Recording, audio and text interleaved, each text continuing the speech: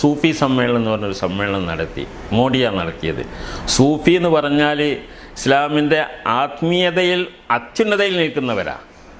ആത്മീയതയാണ് ഇസ്ലാം. അതിൽ നിന്ന് അത്യുന്നത പദവിയിൽ നിൽക്കുന്നവർക്കാണ് സൂഫികൾ എന്ന് പറയുന്നത്. വളരെ സൂക്ഷ്മ ജീവിതം, ഒരു മോശവുമില്ലാത്ത, ഒരു കളവ് പറയാത്ത, ഒരു വക്രമായൊരു വഴിയിൽ കടക്കാതെ ചിന്തിക്കാത്ത, ഒരു മോശമായൊരു ചിന്ത പോലും ഇല്ലാത്ത ആളുകളാണ് സൂഫികൾ.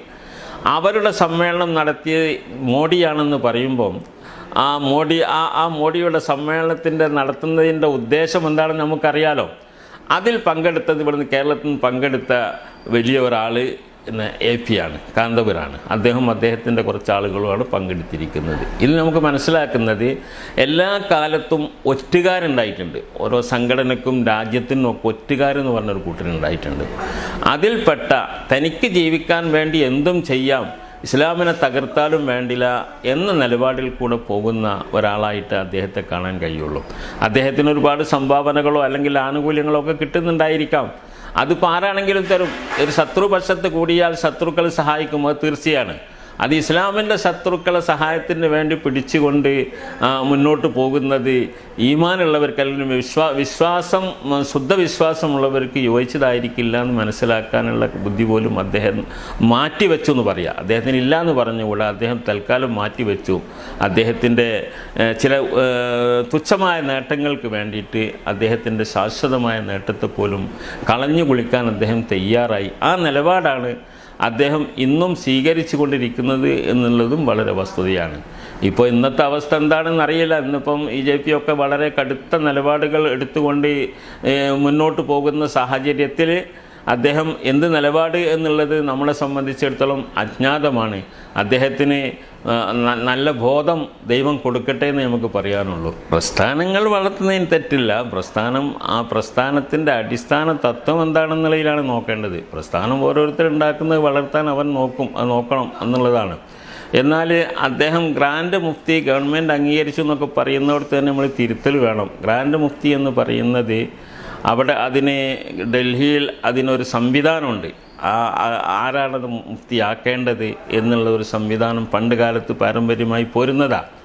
അതിനെ ലംഘിച്ചുകൊണ്ടാണ് അദ്ദേഹം സ്വയം പ്രഖ്യാപിച്ച് പത്രങ്ങളിൽ കൊടുത്ത ഒരു വ്യാജ വാർത്തയാണത് എന്നുള്ളതാണ്. വ്യാജ വാർത്ത എന്ന് പറഞ്ഞാൽ അദ്ദേഹം കുറച്ച് ആൾക്കാരെ കൂട്ടി ഫോട്ടോ എടുത്ത് കൊടുത്തിട്ടുണ്ടായിരിക്കാം എന്നല്ലാതെ അതിൻ്റെ ചെയ്യേണ്ട ആളുകൾ, ആ സംഗതി നിർവഹിക്കേണ്ട അല്ലെങ്കിൽ ആ സ്ഥാനാരോഹണം നടത്തേണ്ട ആളുകൾ ആരാണോ അവരല്ല ചെയ്തിരിക്കുന്നത്. അത് നിങ്ങൾ പത്രത്തിലൊക്കെ വായിച്ചിട്ടുണ്ടായിരിക്കും. ഉടനെ തന്നെ ഒരു മാസത്തിന് ശേഷം അവിടുത്തെ യഥാർത്ഥ പാരമ്പര്യമായിട്ട് അങ്ങനെ ഗ്രാൻഡ് മുഫ്തിയെ നിശ്ചയിക്കുന്ന ആളുകൾ കൂടിക്കൊണ്ട് ഔദ്യോഗികമായിട്ട് അവരുടെ ഗ്രാൻഡ് മുഫ്തിയെ നിശ്ചയിച്ചതായിട്ട് നമുക്കറിയാൻ സാധിച്ചിട്ടുണ്ടല്ലോ. നമ്മൾ പത്രത്തിലൊക്കെ വായിച്ചില്ലേ. എന്നിട്ടും ഇദ്ദേഹം ഒരു ഉളുപ്പില്ലാത്ത രൂപത്തിൽ അദ്ദേഹം ഇങ്ങനെ ഞാൻ ഗ്രാൻഡ് മുഫ്തിയാണെന്ന് പറഞ്ഞ് നടക്കുന്നു എന്നല്ലാതെ അതിനെ ആ വിഭാഗം അംഗീകരിക്കുന്നേ ഇല്ല. ഇത് കേരളത്തിലെ ജനങ്ങളെ സംബന്ധിച്ച് അദ്ദേഹം ഒരു പരിഹാസ്യനായി എന്നല്ലാതെ അതിനെ സംബന്ധിച്ച് വേറെന്ത് പറയാനാ. പിന്നെ മോഡി അംഗീകാരം കൊടുത്ത് എന്ന് ഇപ്പം നിങ്ങൾ പറയുമ്പോൾ ഞാൻ കേൾക്കുകയാണ്. അങ്ങനെ അംഗീകാരം കൊടുത്തായിട്ടും എവിടെയും വന്നിട്ടില്ല. ഈ കൊടുത്താലും അത്ഭുതപ്പെടാനില്ലല്ലോ. നേരത്തെ പറഞ്ഞതുപോലെ ഒറ്റുകാർക്ക് സമ്മാനങ്ങൾ കൊടുക്കുമല്ലോ, ആ കൊടുക്കുന്ന കൂട്ടത്തിലാണെന്ന് വെച്ചാൽ മതി. നേതൃത്വം ശരിയല്ലാത്തത് കൊണ്ടും നേതൃത്വത്തിൻ്റെ വളവ് കൊണ്ടാണല്ലോ അദ്ദേഹത്തെ തന്നെ പുറത്താക്കിയത്. അദ്ദേഹത്തിൻ്റെ ഉസ്താദന്മാർ, അദ്ദേഹത്തിൻ്റെ ഗുരുനാഥന്മാരാണ് അദ്ദേഹത്തെ പുറത്താക്കിയത്. ഇപ്പം സമസ്തയുടെ പ്രസിഡൻ്റായിരുന്ന കണ്ണിയത്ത് അഹമ്മദ് മുസ്ലിയാർ, അദ്ദേഹം ഇവിടുത്തെ എല്ലാ പണ്ഡിതന്മാരുടെയും ഇതിൻ്റെ ജനറൽ സെക്രട്ടറി AK അബൂബക്കർ മുസ്ലിയാരുടെ അടക്കമുള്ള ഉസ്താദാണ്, ഗുരുനാഥനാണ്. AK അബൂബക്കർ മുസ്ലിയാറാണെങ്കിൽ AP അബൂബക്കർ മുസ്ലിയാരുടെ പല ഉസ്താദന്മാരുടെയും ഉസ്താദാണ്. AP അബൂബക്കർ മുസ്ലിയാരൊക്കെ എത്രയോ പിന്നിലെ തലമുറയിൽപ്പെട്ട ആളാണ്. അവരെ സംബന്ധിച്ചിടത്തോളം നോക്കിയാൽ അവരുടെ ശിഷ്യനൊക്കെ ആയിട്ടാണ് വരുന്നത്. ആ നിലക്ക് ഉസ്താദന്മാരെ, ഗുരുനാഥന്മാരുടെ കുരുത്തക്കേട് എന്ന് പറയാണ്ട് നമ്മൾ അത് വാങ്ങി അവരെ സംഘടനയിൽ പിളർപ്പുണ്ടാക്കി പുറത്ത് ചാടിയ ആളാണ് അദ്ദേഹം. അതോടുകൂടെ തന്നെ അവർക്കെതിരെ കേസ് കൊടുക്കുകയും അതുപോലെ പല മഹല്ലുകളിലും കുഴപ്പമുണ്ടാക്കുകയൊക്കെ ചെയ്തുകൊണ്ട് പ്രവർത്തിക്കുന്ന പ്രവൃത്തിയാണ്. എത്രയോ മഹല്ലുകളിൽ അടിപിടികൾ നടന്നു, അതുപോലെ പിടിച്ചടക്കൽ നടന്നു, സ്ഥാപനം പൂട്ടിച്ചു, കൊലപാതകങ്ങൾ വരെ നടന്നു. ഇതിനൊക്കെ ഉത്തരവാദി അദ്ദേഹം തന്നെയാണ്. ഇവിടെ അതിനു മുമ്പ് അതിന് മുമ്പും ആദർശപരമായ വ്യത്യാസങ്ങളൊക്കെ ഉള്ളവരുണ്ടായിട്ടുണ്ട്. മുജാഹിദ് ഇവിടെ ഉണ്ടായിട്ടുണ്ട്, ജമാഅത്തെ ഇസ്ലാമി ഉണ്ടായിട്ടുണ്ട്, അതുപോലെ പല സംഘടനകളും ഉണ്ടായിട്ടുണ്ട്. അവരൊക്കെ ഉണ്ടാക്കിയിട്ട് അവരങ്ങോട്ട് അവരുടെ വഴിക്ക് പോകാമെന്നല്ലാതെ ഇങ്ങനെ നാട്ടിൽ ഇത്ര നാശം വിതച്ച ഒരു പ്രവൃത്തിയുമായിട്ട് മുന്നോട്ട് പോയത് ഇദ്ദേഹം മാത്രമാണ്. അതിപ്പോഴും തുടർന്നു കൊണ്ടിരിക്കുന്നു.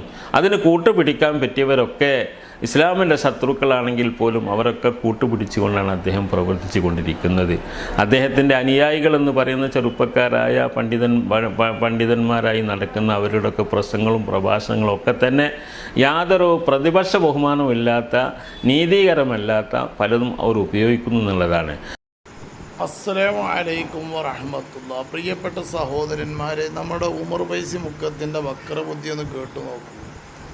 ഇയാൾ മോഡി സൂഫി സമ്മേളനം വിളിച്ചതും കാന്തപുരം ഉസ്താദിനേക്ക് വലിയ സ്ഥാനം ലഭിക്കുന്നതിലുമുള്ള അസൂയ, വല്ലാത്ത അസൂയ തന്നെ. ഇപ്പോഴും ആ അസൂയ മാറിയിട്ടില്ലല്ലോ എന്ന് ചോദിക്കുമ്പോൾ വല്ലാത്ത സങ്കടം.